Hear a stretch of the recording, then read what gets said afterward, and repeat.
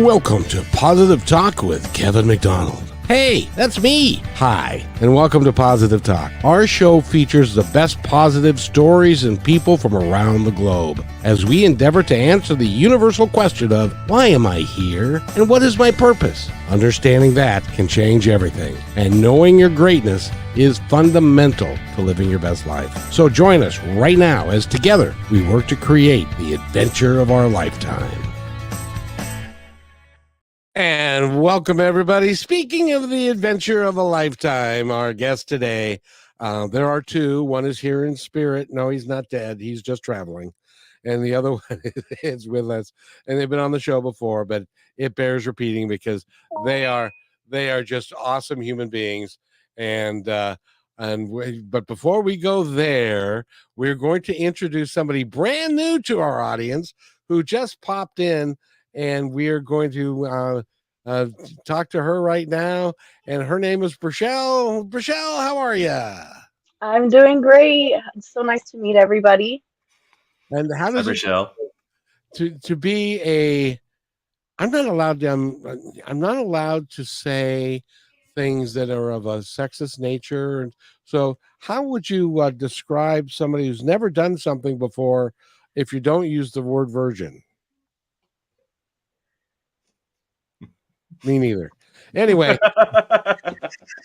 You got me there. this An is experience. first timer. Yeah, first timer. That's exactly right. And so, Rochelle, thank you for being here. And I was telling Kyle about you, and that you are a younger person, and he was of the same way. He said when I was 25, which he's not that much older than that now, but he knew all the old rock stars and all the old guys and stuff. So we are going to be talking about his book that he and his partner Jay have written, and it's called The Dead Rock Stars. And it's a great book. It's not what you think it is, which is fun. Jay, how are you? Or no, Kyle, welcome to the show. Jay's with us in spirit. That is correct. Yes, he could not be with us today. He's traveling for work, and so we miss you, Jay. We wish you were here, but I will carry the torch for the Dead Rock Stars here today. Excited to be here, back with you, Kevin, for a second time. This is exciting. I know we had a great time the first time, and I have to tell you that when I was talking with music has always been very important to me, and the rock stars and their lifestyles and all that kind of stuff. And so I was talking with Rochelle, and she's obviously a little younger than me, and so she was.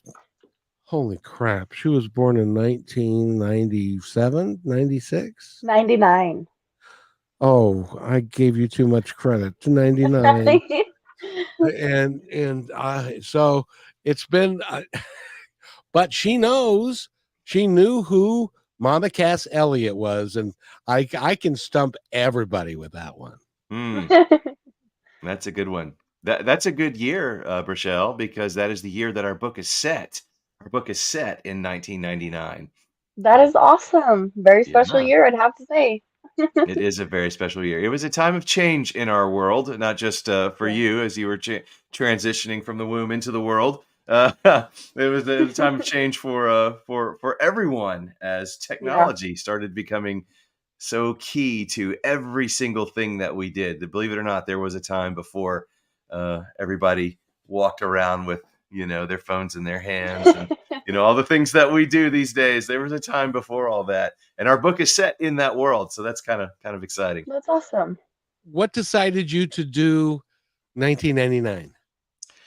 Couple of different reasons. First of all, many of the rock stars that appear in our book, and we waffle. Sometimes we tell who they are. Sometimes we kind of try to keep it secret, so anyone who might pick it up might be surprised. But at the same time, we want to encourage fans of these rock stars that, hey, your favorite person's in our book. They're a character in our story. So many of the rock stars that have tragically passed too soon that we base characters upon. Just if we said it in the present day, they would have been too old to be secret agents, which we've not stated clearly at the start of this show. We did in the other one, but in our book, The Dead Rock Stars, many of your favorite rock stars who tragically left us too soon faked their deaths to become secret agents. So Elvis Presley, John Lennon, Kurt Cobain, people like that is the premise of our story, that they faked their deaths, they became secret agents. So someone like Elvis Presley, who died in 1977 at the age of 42, in 1999, he's 60, he's 62, 63, somewhere, in that frame of time. And so you look at you look at Tom Cruise, he's 60 years old. That dude's still taking motorbikes off mountains, so he's still in his prime, baby. So Elvis, with the right training, with the right, physicality, which he had, he could be just as lethal at age 62 as he could have been at a younger point. But if we did it in 2024, way too old. And we had just such a passion for many of those rock stars who died in the 60s and 70s that we wanted to feature them in the book. We wanted those guys to be characters in our story. So we had to set it in a time when they would be a little bit more on the younger end athletically to be able to do what secret agents need to do. I'm shocked. Shocked. Cruise is 60 years old, really? 60, yes. Yes. I remember him in Risky Business. Man. And he looks like maybe 10 years older than he did in that movie, Mm-hmm. Yeah, even Jim Carrey, you wouldn't think, but he's really aging. Yeah. I mean, those guys find the fountain of youth. I don't know how they do it. Now, the thing about Cruise, if you go look at early Cruise, it's like his tooth aligned in the middle. So he's had a lot of dental work over the years. Like go even in Top Gun, the first one, he's got like a third tooth in his grin's kind of weird. But now he's had all kind of work. He looks great, but still, well, those dudes, they find the fountain of youth. If you can afford it, get the work done, I guess. But so the name of the book, of course, is Dead Rock Stars, and it's a fantasy. It's total pure fiction, unless it's not. Hey, you never know. Have you thought about the concept that somebody's going to pick up your book and read it like it's the Bible, and they're going to say, "Aha"? I sure hope not. I sure hope everyone who picks up our book and reads it enjoys it for what it is, and it's a piece of pure fantasy. If you look at, you probably many times don't look at this, but if you look at a book in the first couple of pages, there's a few things that have to go in there.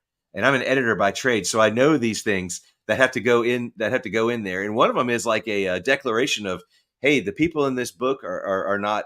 This is not based on fact. This is fiction. And so even though the people that many of our characters are based on were real people, they're not anymore. And so anything that, if we're trying to say, hey, this really happened, it's pretty far-fetched. It'd have to be pretty far out there for this to be a true story in some way that we are just, retelling. So yeah, pure fiction. But if somebody wants to entertain the fantasy and enjoy the thought of, yeah, maybe Elvis really still is alive. Maybe Tupac is really on a desert island somewhere, still making music. More power to you. Who is Tupac? Oh, Kevin, come on. I'm sorry. Rochelle, do you know who Tupac is? No, unfortunately. Just kidding. Of course. Legends, like Michael Jackson. So you know who Cass Elliot is, but you don't know who Tupac is. I am fascinated by this human being. I need to know more. How is this possible? Yes, Tupac is a classic. I've got all his songs on my playlist, so got it all. Tupac, you do? Yeah. Oh, I've never heard of the guy. I'm sorry. You haven't heard of Tupac? He's a rapper. Okay, I do need you say more. That's exactly. I'll send you a song. You'll love it. That's my taste ended when rap began. It's like kids today. What are they listening? Hey, I understand. I mean, I'm not a huge hip hop fan, but I have an appreciation. I have a respect for the talent that it takes to create that kind of music and the beauty of it. But at the same time, I'm with you, man. My motto typically is, if it's not 20 years old or more, it's probably not any good. That's kind of what I live by. One time in 2007, I went to KKNW on the radio and did a late night show, and it featured local music. And there were lots of local bands, and we would have them on and have them in. And there was a rapper that wanted to come on the show, and the board operator, who was younger than me and in the music business, he looked at the song that the guy wanted to use, and he said, "Nope." Had no idea that it was a bad song, but the words, I didn't even know what half the words meant. Well, I don't know what half the words my children use are. They're in their, they're teenagers. I have no clue. I've got to Google all the time. What is that? What does the Riz mean? I have no idea. Well, I'm dating myself again because nobody else will date me. But I was at my house. I had to have a new furnace put in, and so some young guys that were putting in the furnace, and the guy comes into my office and into my studio, and it's got the screens and it's got the mixers and the lights and all that, and he said, "That's just dope." What? What? Dope me? What is that a good thing now? Kevin, I hate to tell you, that one's really not that new. That was about 25 years old, I think. Well, I know the original way of saying dope. Right. I didn't recognize that there was a new that dope is now good when it's like remember when bad was actually bad? Yes. It's like that. Yes, it's like when Michael Jackson put out the Bad album. It's like, no, that's not a bad album. That's a good album. It's just called Bad. It's the same type of thing. It's like, oh man, that's dope. It's a synonym for cool, right? It's a synonym for cool or awesome or whatever. If there's somebody in my generation that's listening to this is taking notes, let's see. So I can use dope now as a good thing, and I won't get arrested for using dope. Constant. Got to be a lifelong learner. Constantly learning. You really do. And the fun thing about your book, because I was talking to Rochelle earlier, and did you look up Karen Carpenter, Rochelle? Yes, I did. And so you know her. Yeah, I actually do know the song. It took me a minute to recognize it because I didn't recognize the title. But yes, beautiful voice. I love that song. I haven't heard it in probably 20 years. You know what is unknown to me, at least, about Karen Carpenter that I discovered in research for our book is that she was a killer drummer. Yes. Amazing drummer. Like, YouTube her on the drums. She could just play the crap out of some drums. That's my favorite instrument to play, so I will have to check that out. And there's a video of her. One of the ones I saw that was my favorite is she's singing lead from the drums. I mean, I've seen Don Henley do that. I've seen, some other Phil Collins can do it. As an incredibly talented to sing lead from the drum set. It blew me away. I was like, dang, I had no idea that Karen Carpenter could do that. It was impressive. Well, and in fact, they tried for a long time to get her out from behind the drums, but for her, it was her security blanket that it just separated her from all that. And so she loved to play the drums, and I don't know how you do that, how you can without it affecting your vocal range or your I just don't know. I dabble in the drums. I'm by no means a drummer. I dabble in it. I played in middle school, and just kind of stayed with it, just a tiny little bit. And I can barely do the hi-hat pedal, bass drum pedal, snare, and toms. I mean, I can barely keep a steady rhythm. I don't know how you do that and sing on top of that. That's incredible. Well, both you two play the drums. I'd like you to answer me this one question, which I've never been able to figure out. How do you move your feet and your hands independently of each other? Not very well in my part. I'd say it's all in the core. You almost have to act like your limbs are not connected. and one's doing certain beats up here, and then you have your lower beats. And I have to relate to her though, because if I was playing the drums like that, I would have to sing something. Hmm. Like it would just create so much motion and energy that something would have to come out of my mouth. Yeah, Well, it it's is, hard. but and then I was joking with Rochelle before the show that she knows who Mama Cass Elliott was, and and I love what you guys do. As a matter of fact, I'm not going to tell anybody what it is that you do with them, but I think it's just brilliant what you do with those two. Well, a big part of our story is the redemptive arc, because so many of these people in real life suffered really tragic ends, whether it was substance, whether it was the trappings of fame, or whatever it was, led to many of their downfall. And for both of those gals, it was dealing with their physical body, and a big part of it. And so we wanted to redeem that in some way. We wanted to show what can happen when you get around an affirming community, a community that holds one another accountable and loves one another, but also has a common goal, has a common aim that they're striving for. And you have to consider. And Jay and I talked about this when we were writing the book. Why would they do this? Why would they walk away from their lives? If this were real, if it were real, why would they walk away from their lives to be secret agents? It'd have to be that they felt like a calling, to go give of themselves. Maybe the world has been so good to them, it's time to give back. Or could it be that they need help? They need that restoration, so to speak. And so redemption, uh, we have a theme of recovery even in the story. That's not I want to make very clear. Our story is fun. It's fun natured, but we felt like we couldn't ignore those parts. We couldn't just act like, that those things in their past were just, not a thing anymore. So we had to use it to our advantage, in some way, in terms of storytelling advantage. And so, yeah, redemption and recovery is a part of the story for sure.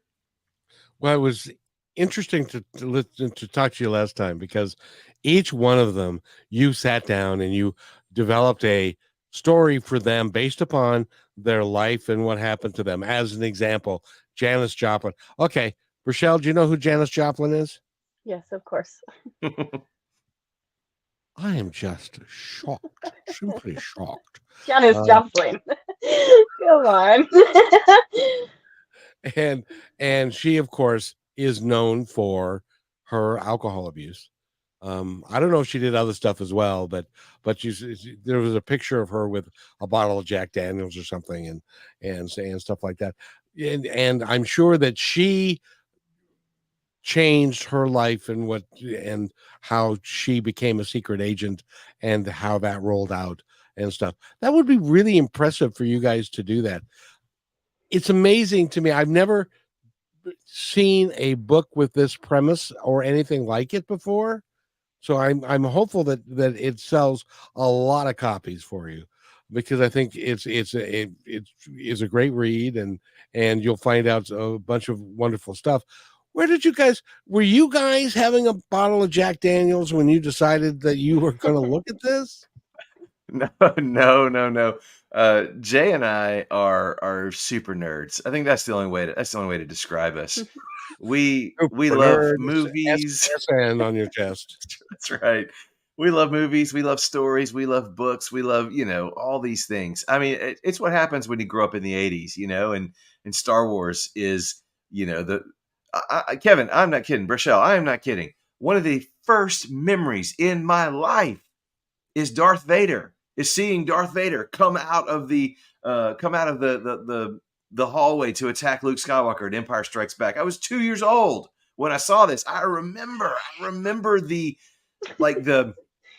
emotion of seeing him, and it wasn't fear, it was awe. It was like, wow. And so that's interwoven into who I am. These stories, these fun stories. And so we always, were on the lookout for a story we could tell. And we are both creative in our own right, in our own way. We always wanted to do something like this. We just couldn't ever find the right time or the right place. And I had the initial idea, what if the rock stars that tragically died too soon? What if they didn't? What if they faked their deaths to become secret agents? And I told that to Jay one day, and he just was like, "This is it. This is what we have to do. We have to write this story." And so, yeah, that was September of 2018 when we started writing, and our book was published in November of 2023. So 5 years later, it went from the kernel of the idea to, you can hold it in your hand. You can order it online. You can go into some bookstores, some places. We found it in a bookstore before.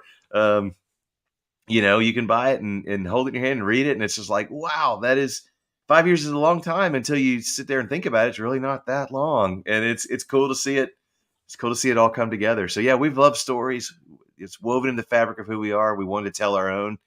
And we've batted around ideas. And this is the one we decided to do. We both love music. We both love rock and roll and music in general. Like we already mentioned Tupac, it goes beyond the realm of strictly rock and roll. I mean, there's country artists and there's hip hop. There's different types of pop and rock music, people represented in the group. So it's more of a spiritual rock star, less of a strict. This is the only type of music that they could make to be defined as a rock star. So, that's how we decided who to be in the book. Well, this is exciting for me because I'll tell you, we have 3 generations of music fans here to talk about.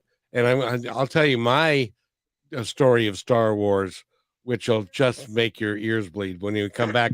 We're talking with Kyle Wiltshire, and go to his website, Dead Rock. I'm so excited to talk to you guys. deadrockstarsbook.com, and you can find out all about them. Buy the book from them, please.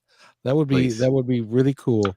And we need to take a quick break, and we will be right back. It's only 30 seconds. Don't you dare go anywhere. We will be right back.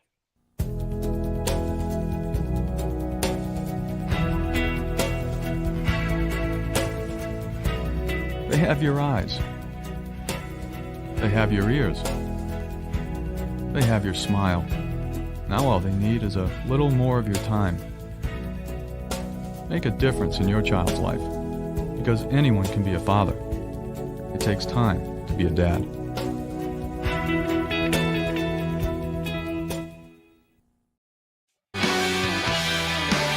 And welcome back to Positive Talk with Kevin McDonald. We got a great show for you today. We're talking with the author of The Dead Rock Stars. And Rochelle is my co-host today. And by the way, you do have lots to offer us, Rochelle. I got to tell you. You give us a younger perspective, and you give us a younger perspective than my perspective, because I saw A New Hope, Star Wars 4 in the theater when it came out in 76. And I was in 77. Was it 77? May 25th, 1977. Oh, we have to talk about that as well. By the way, Rochelle, this man has got a hidden talent that is nothing short of amazing, and which is he can tell you from the 80s and the 90s, correct me if I'm wrong, Kyle, but he can tell you what year, and in some cases, like Star Wars, what date a movie came out. And he even came up with, last time we talked, I said, I thought I had him. I said Thelma and Louise, and he knew that one of all things. 91. Yeah. No, I cannot get them all. I can't always. It's more aspirational, but it's kind of a fun party trick. I can get pretty close on most, if not nail it. Yeah. On another show, on someone else's podcast, the guy actually quizzed me, and I was very pleased at my performance. So so if you want to try a few, I'll cross my fingers and do my best. Rochelle, would you like to have a crack at it? Yeah, I mean, relating to what we said about Star Wars, I just think of Yoda. I wanted a Yoda all my life. I swore that he was real, um, which I thought was insane. But I actually watched Star Wars recently for the very first time a few years ago, and I was hooked. I watched like all of them back to back, and then they came out with a series on Netflix, and I was like, "You'll find me there with the Skywalker." Um, and I've always known that I like that kind of stuff, but never dove into it. It's like Harry Potter type of stuff. Would Yeah. you happen to know the Harry Potters? Yeah, I've read all the books. Yeah, very, Oh, very really? familiar. Nice, Yeah, nice. yeah. I've never read the books. Don't hold me on Mm. that. I will My read your book, but the Harry Potters get quite long. They are. Um, My daughter is 10 years old and she's actually reading through them right now. And it's so fun to see how her, powerful. the joy of her reading through these books. And I want to go around and put zippers on the kids' lips at school who are trying to spoil things for her. I'm like, no, zip it, let her experience this for herself. It's Well, I'd have so to say good. it is so special that you did a book. It's not a movie, it's a book. And I think that comes into play with your mind. It makes your mind work. It makes you have to be creative. You start seeing pictures and things like people in your book are going to picture maybe Jimi Hendrix wearing a completely different outfit than someone else would picture. And that's just what makes it so unique. I haven't even read the book and I'm so curious because I want to be able to have that opportunity to just think of those things and have those pictures. Um, when there Yeah. is a movie, it is much different. And I went the easy route for sure with Star Wars and Harry Potter, Well, but I will I would definitely read the encourage book you because, when you yeah, I can read mean, those Harry Potter books. They are so worth it. They are, well, there's you certain know, books they didn't make a movie and it made it so much better. yeah. Sometimes especially with television, something will come to the end and you're like, I watched all those seasons, I watched all those episodes, and that's how it ended. Blah. It's kind of disappointing. Harry Potter landed the plane. It was so good the way she concluded those books. And she is such a genius. That stuff that she wove into all 7 books, and how it all played out. Like you talk about having the end in mind. I think before she wrote a single word, she knew how she wanted to end her book or series, all 7, and they're so good. They're just so good. So I would read my book, our book, Jay and my book. Read that first, and then go read Harry Potter because it'll change your life. It's so good. Yes, for Harry sure. I'm Potter excited about was that. there was a bunch of Harry Potter books, were there? Mhm. There were 7 of them. Yeah, They were And thick. and then they made movies out of them too? they did make movies. They started in 2001 How is when did the I miss first one all came out. Every Ah, movie is so long, so give yourself some time. They are like 2.5 hours each. They do take up some time. Yeah, and the Yeah. last book is made into 2 movies. So yeah, it's really long. There's 7 books, 8 movies. Yeah, but it's good. okay, Kyle, I got one for you. My favorite Cool. Christmas Here we go. movie of all time, Die Hard. Now that is not a Christmas movie, but that came out in July of 1988. We can go to the mats on this if you want, but that's July of 1988, and that's part of the reason why it's not a Christmas movie. Came out in July. Christmas movies come out in December. No, because they have Christmas music in our household. We used to have double features of Lethal Weapon. What year? 1987. It was the year before. Yeah. Oh my goodness gracious! And of course Die Hard, and that was our Christmas double header that we would play because they both had Christmas Yeah. music. There's Christmas music. Christmas is part of the plot, but Christmas is not the reason for the movie. That's for me. That's my distinction as to what makes a Christmas movie a Christmas movie. So, Christmas Vacation, it's a Christmas movie because Christmas is the reason for the movie. Home Alone, Christmas is the reason for the movie. This is it's kind of I maybe I'm a little more strict with it, but the reason for the movie is Bruce Willis getting on a plane to go see his family. Just so happens to be Christmas. Just so happens to be a Christmas party at Nakatomi Plaza, and he just happens to wander in, and these terrorists happen to come in and take the building hostage. So yeah, that's. Okay, so what movie was this? Did this come from? Okay. They'll screw you at the drive-through. They'll screw you. That's paraphrasing. I can't say the actual word. Screw at the drive-through. Joe Pesci Man. said. Joe Pesci? Oh, is that Goodfellas? It's a Lethal Weapon. Oh, okay. Yeah, he came in the second one, didn't he? Second or the third one? That was the second one, yeah. Yeah. So see, my son and I, we go back and forth with old. Of course, anything newer than the year 2000, we can't help you. But in those old 80s and 90 movies, we come up with and my son can come up with exact quotes. I can't. Yeah, they don't make them like they used to. I will be honest. And I think part of it is just me. And I'd love for someone to turn our book into a movie. I would love that, to join that fray. But they make too much. They don't take their time. In the 80s, 90s, when there wasn't as much mass production, I think they could take a little bit more time and tell a decent story. See, I'm a story guy, right? Not worried about. I mean, special effects are fine because Star Wars, obviously, special effects laden, but it's the story that gets me, not the special effects. I love the story, man. I love, a son trying to redeem his father. Whew, that's incredible, man. That's incredible. Great story. So that's my thing. I'm not worried about special effects. It seems like everything now, let's focus on the special effects, and the story, we'll figure it out. I'm like, let's flip that around. I gave up on modern movies when 300 came out. Yeah. Because there was the original one, which was called 300 Spartans, and it was about their defense of their country through this small pass. But when they started doing elephants and Right. this is all this edge was like, nah. There's like a monster with like 4 arms or something. I think I saw. Yeah, I was like, what is going on here? it all became special effects and all that kind of stuff. But that, so go back to those older movies and stuff. I still watch. I watched The Alamo the other day. That's how old I am. Oh yeah, with John Wayne, that old one. Yeah. That was in 1960. So, by the way, we need to take a quick break. We're talking with Kyle Wiltshire, and he and his partner, Jay Watson, have written the book, The Dead Rock Stars, and go to his website, deadrockstarsbook.com. And we need to take a station break.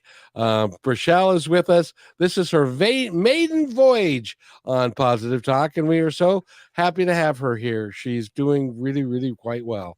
And we need to take this quick station break, and we'll be right back.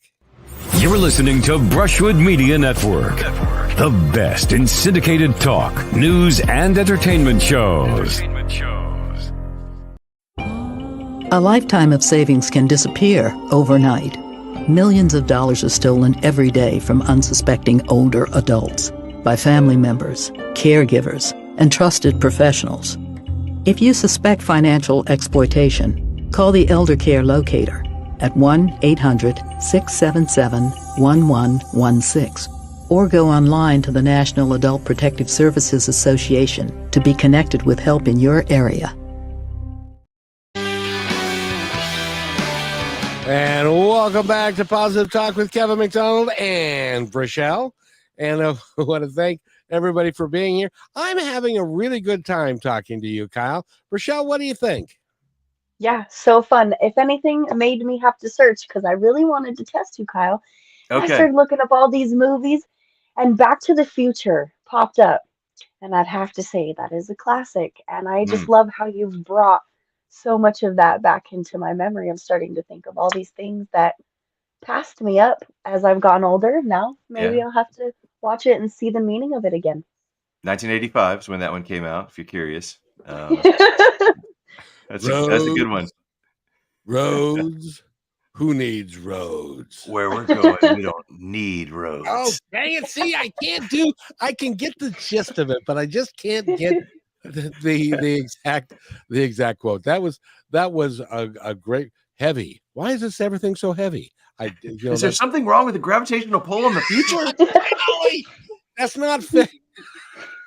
I relate to that grandpa because I have a grandpa just like him. So Uh, that movie is. I have a list. I couldn't spout it to you, but in my mind and heart, I have a list of perfect movies, and Back to the Future is one of those perfect movies. Um, yeah.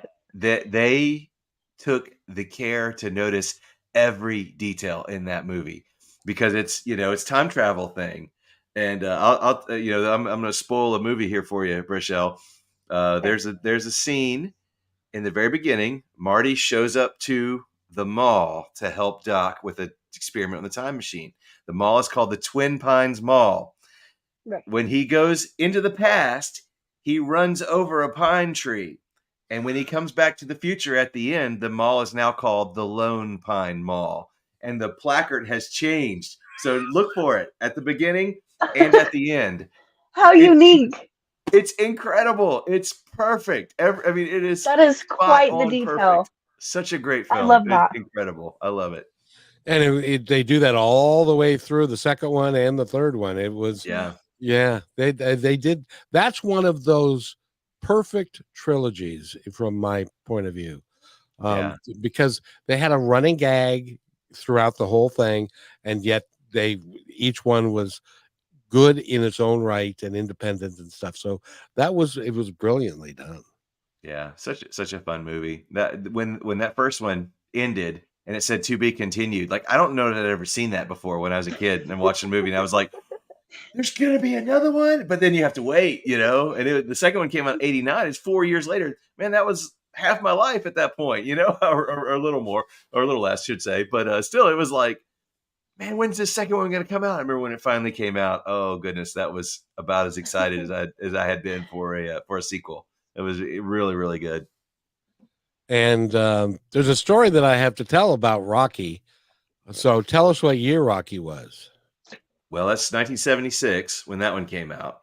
But that's a little before my time, but I just so happened to know that one. Yes, and you know what happened in 1977? Star Wars came out, yeah. A much bigger event happened. Oh, that's when Elvis died as well. Yes. No, even bigger than that. Oh, and I'm stumped then. Because of Rocky, I took up boxing. Oh, and wow. I went to there's a prison here called the Monroe Reformatory, and they used to take amateur boxers up there to fight the inmates. What they did tell me was the inmates had nothing else to do but beat each other up and train. So the big event of my life was I went there to fight them and ended up in the hospital. Yeah. So anyway. So you 0-1 in your boxing career? Is that what I'm surmising here? I won the first round, and then he knocked me out in the second round. And the fun thing was, you know how referees wear all white with a little bow tie, generally. Yeah. And the referee came over to me, and after I just said no, I'm done, I felt like my nose was like in the back of my head now, and so blood started gushing, and I don't mean just visiting a little bit.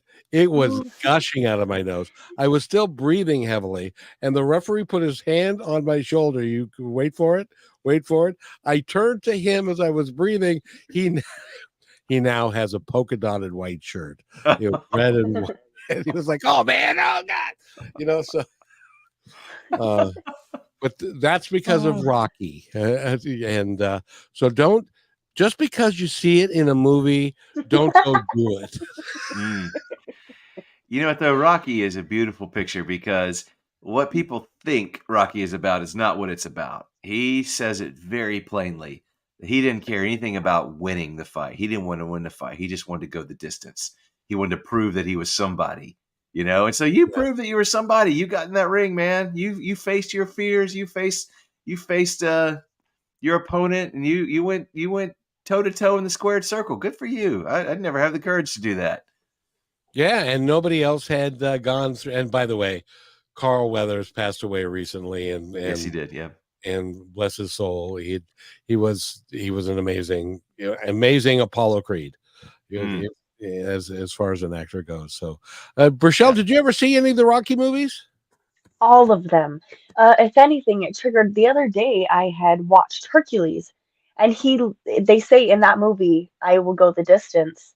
Um, and I kind of live by that. I relate to Rocky and Hercules because sometimes it's not about what you're doing. It's about what's going on around that and what's being created and really being able to test yourself in the world.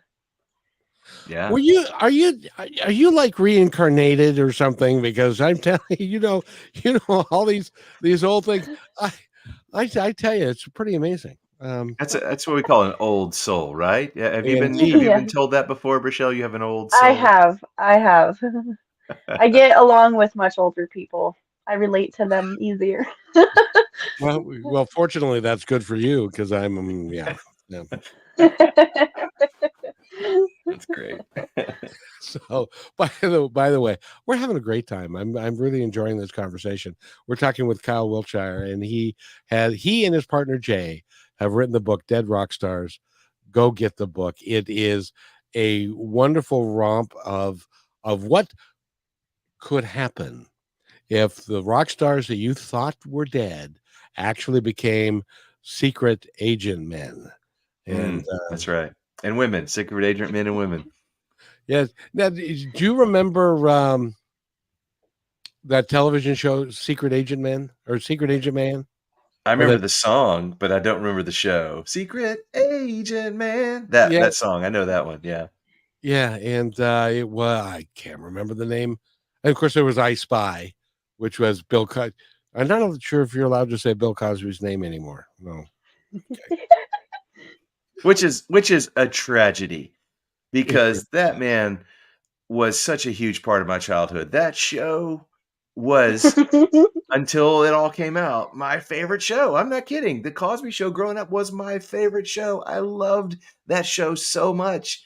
And even, when my children were born, we had the stacks of DVDs. We had bought the seasons before streaming, and I'd show them. They called him the Funny Man. They didn't even know his name. They just called him the Funny Man. And when all that stuff came out, it was like, I'm going to have to put these away, and we're not going to be seeing the Funny Man anymore. Sadly. I don't attribute it to him anymore, but I still use the one line that grandpas use because he said when his parents would come over to his children and his dad would say, "Let me see what grandpa's got in his pocket for these wonderful children." And they thought the world of grandpa. And then they would leave and he would turn around and say to them, "You don't understand. That's not the man I grew up with. He's just trying to get into heaven now." Oh, that's true. So funny is funny, though. Funny is funny, and that's funny. Yeah, I don't attribute that to him at all, but that's so. I'm interested to know that you were talking about a second book, but you're busy promoting this one. Yes. Is the next? Are you going to carry on this theme, or are you going to pick a different line of work, or a different type of star, like a movie star, or maybe a dead politician? Well, wait a minute, they're already doing that. Never mind. Well, if you read the book, you'll find that there might be some dead politicians who are already in the story. But that said, we would pick up the story pretty much where it leaves off, with the same characters, with the same plot we're developing. To an extent, it won't be a direct continuation. What we're planning on doing would involve the same characters in a continuation of the story, with a new antagonist, if you will. But the protagonist and many of the main characters would be the same. We're in the ideation stage, though. We have not started writing, but we certainly want to. We certainly want to create a trilogy of stories. Is our idea. We've talked about so many wonderful movies. Good examples of Star Wars, the original 3, and Back to the Future, the original 3. When you get beyond those, sometimes they get a little. Rocky's a good example of that. You get beyond Rocky IV is probably my favorite. It's not the best film, but it's probably my favorite. But you get beyond that, and some of them get a little fishy. Now, Creed, however, the Creed stories that have the more modern stories with Apollo's son are phenomenal. That first Creed movie is one of the best. It's of all. It stacks up against the original Rocky. It's so good. I don't know. I've not seen the third Creed movie. I'll have to admit to that. I'll confess to that. But they threw Sylvester Stallone off of that movie. Yeah, I know he's not in the third one. Yeah, that's sacrilege. Yeah. In any event, but we need to take a real quick break. So, Rochelle, I would like you to take us to break, please. Okay, well, we're here with Kyle Wiltshire. He wrote the book on dead rock stars. You can visit his website at deadrockstars.com. Make sure you check it out. It's available to buy online and in stores. Myself and Kevin are going to take a quick break, and we'll be right back with you guys. Brilliant. Simply brilliant. As you go about your daily life, look closer. As you gather with family and friends who love and support you, look closer. There are youth right in your community who don't have the home, warmth, and healing you have. So look closer. Every year across America, a staggering 4.2 million youth are homeless or trafficked. And for 50 years, Covenant House has worked relentlessly to keep them safe and protected. Tonight, 2,000 young people will sleep safely in a Covenant House bed. And tomorrow, they will wake up surrounded by love. They get clean clothes, hot meals, medical care, and a safe place to sleep. 24 hours a day, 7 days a week. In sites across America to help them fulfill the great promise of their lives. So look closer at Covenant House. To help or get help, go to covenanthouse.org. And welcome back. We're talking with Kyle Wiltshire. He is a wonderfully gifted man, and you're so versed in so much that you do. By the way, Rochelle, you did a phenomenal job of taking us to break. Thank you. Put me on the spot. I was like, wait, okay, I got this. Wow. I know that I don't necessarily appear to know what I'm doing, but I actually did there. I wanted to put you on the spot, and you did Okay. beautifully. And awesome. the other thing, and Kyle, this is kind of out of the wheelhouse a little bit, but I'd love your opinion on this because the commercials that I'm playing right now are all PSAs, and every time I see the number 4.2 million homeless kids in the United States of America, it's shocking to me. Yeah, I did not know that was the number. I had not heard that. 4.2 million homeless children. Goodness. Yeah. That would be under the age of 18, correct? Yes. Oh, And some of them are trafficked, some of them are just homeless, some come from dysfunctional families, but we can do better. And that's one of the reasons why this show exists, is I believe that we can do a lot better than that. And I hope that we'll all get together to work on that, because it's sad and it's shocking. So, but on the brighter side, your book, which is The Dead Rock Stars, and you go to the website deadrockstarsbook.com, is doing well. It's doing better than most. And congratulations on that. We hope that we're going to be able to sell a few more for you by the end of the show. So I hope so. Yes, indeed. So by the way, you said that you are an editor by trade. What exactly do you do for a living?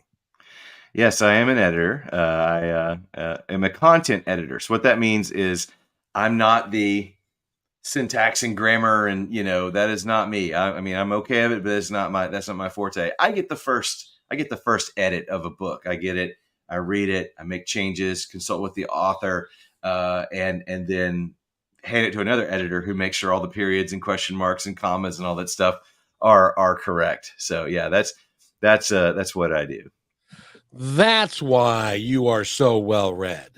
I wish I were as well read as I come off. I am not near as well read as I should be. No, never give that up. Never give that up. No, thank you, Kevin. I am well read. Thank you. When your That's book just made me have a thought, how you go from them having one life to another. I can relate to that. I think how we talked about so many kids being lost right now, it's because they have this life and they want it to be another way. And it Yeah. kind of almost brings hope. I feel like your book could bring so much hope to people to be like, you don't have to change who you are, but you can change your circumstance and your situation. And that thought really just occurred to me. So I thought that was cool. That's a good way to be able to reach out to younger kids and give them a more fictional vision of it so that they can think of it for themselves.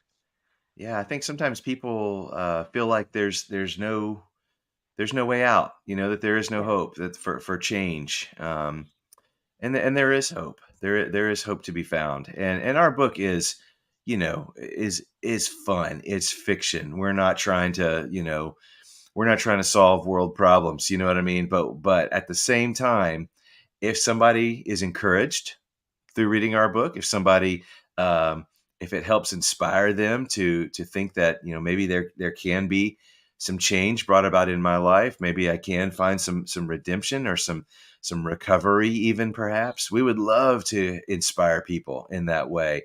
That it is possible. That it's not you're not doomed to your circumstances that you might find yourself in right now. Yes, I love that.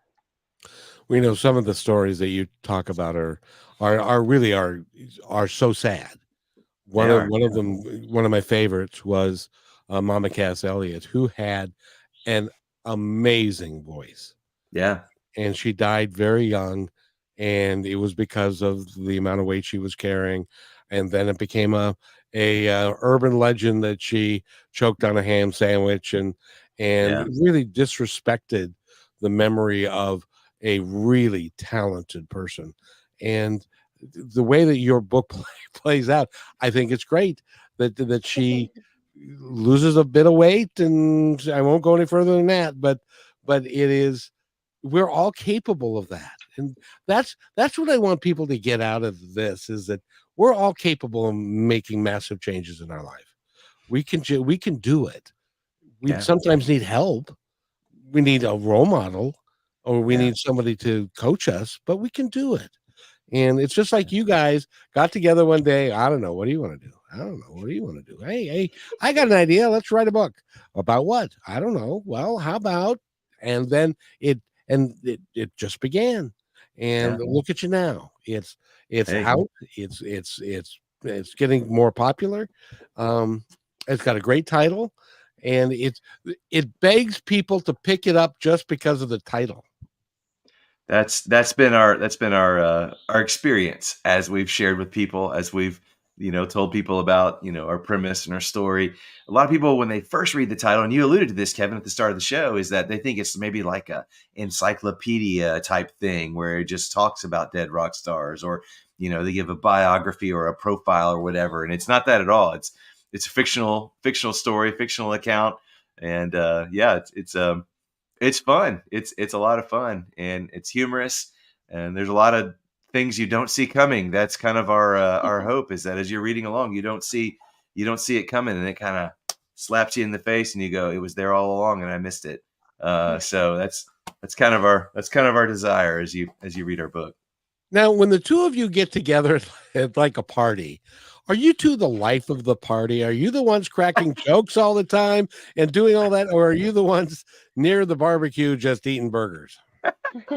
Oh, we've eaten our fair share of burgers over the years, I'll tell you that. But you believe it or not, I know I don't come off this way because I'm an introvert, and so when I'm at a party, I'm typically, I find the people I know and I kind of retreat a little bit. Jay is an extrovert. Jay is a people person. He could talk to a stranger, and so that's why we have such a good creative partnership. That he's the extrovert, I'm the introvert. He's the go-getter, and I'm the cautious one. And so we really have collaborated really well in that regard. So Jay is often the life of the party because he's never met a stranger. But I, on the other hand, am more of a, hey, what time can we leave? Is it okay to go home now? We just got here, Kyle. Oh, okay. Well, I'm going to just sit over there. But now if I find a friend, or if I strike up a fun conversation like this with a couple of people, oh man, I can go all night. We start talking about when movies came out, man, I'm good to go. But but I'm a little bit more reserved in my personality, in my real life, in my non podcast appearance life. Well, I would tell you, and I think Rochelle will agree with me. You do not appear to be an introvert, and so is it the medication that you're on, or what is it? Oh, it's life, man. It's life. Yeah, no, I am. I think it's just the passion I have for this story and for a desire to help people find it and read it and enjoy it, and love it. It just brings something out of me, it gives me another gear that I don't have often in life. But I'll tell you, I'm not a bad public speaker either, and so people often are curious about that. How can you be a public speaker but not be a outgoing people person? I say, well, because when I'm public speaking, there ain't nobody else talking but me. I don't have to fight over anybody else. I don't have to fight for my voice. Everybody's just listening to me, and so I find it easy in that regard. Now, it doesn't mean that what I'm saying is any good or but I feel like I don't have to fight for oxygen or breath. I'm the only one who's speaking. So Disregard that, because I got a feeling that when you public speak, people are very interested in what you have to say, because you are a very intelligent man, and you got a great smile, and you really can. I think you're doing yourself a disservice by saying by being self-deprecating. You should be yay. Yeah, Yay I me. do think that you're an introvert and an extrovert because you can reach both people. So that's a Well, skill. Thank you. I was an introvert who always wanted to be an extrovert. I tell you that. I'm the opposite. Do you remember that scene in Ghostbusters 1984 when the guy rolls up and he's about to get squished by the monster, and he looks in the restaurant, and there's all those people in the restaurant, and he wants to be in the restaurant, and the monster comes and squishes him? That was me. I'm always looking in the restaurant going, man, I wish I was in the restaurant right now. That's where I'd rather be, with the people. And not out here alone. How do I do it? Well, you found your passion through a book, so you made it. Thank you. And that's the lesson for today, is that go find your passion, go write that book, go do that song, go create that play, go do a podcast. Not like this one. You can do another kind. But we're going to run out of time here in just a second. So, Rochelle, I want to thank you for being here. Is there anything else you'd like to ask Kyle before we wrap this up? No, Kyle, but I want to thank you so much for your time and your stories of experience. You have got my brain going, and I hope I'm going to set a goal to read that book within a few days, because I am more than interested, and I will tell everybody in my home about it. I appreciate that very much. Thank you.